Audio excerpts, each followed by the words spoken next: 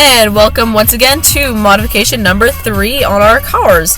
Today we're going to be talking about window tint installation. So, tint is a little bit tricky because we can get it professionally done or we can get it done ourselves, but it is something that takes time. It's a pretty tedious process. If you've ever seen people wrapping cars or doing tint before, you would know it takes some time. So first off, we're going to talk about the cost. For a DIY kit, you can usually get them for around $30 to $100. And for a professional installation kit, we're going to go around $200 to $500. So you can buy them, you can get it off of Canadian Tire, Walmart, Amazon, and Facebook Marketplace.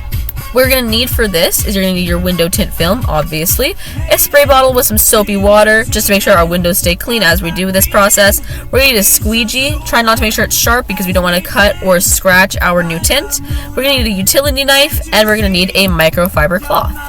Next, we're going to talk about the step-by-step. So, number 1, we're going to clean our windows thoroughly. Make sure that there's no dust or grime stuck on that, so that way we don't get that underneath the tint and we have an uneven lay. Next, we're going to measure and cut our tint film. Make sure we leave a little bit of excess, just so that way when we actually have it on there and we trim it, we have that space to work with. Number 3, we're going to spray our windows with some soapy water. We're going to carefully apply that film over top of that. Next, we're going to remove the air bubbles with our squeegee, making sure that we are applying pressure but nothing too hard, and we're moving to the edges. Number 6, we're going to trim the excess film using our utility knife. Remember, it is sharp, so be careful. And last, we're going to allow the tint to cure.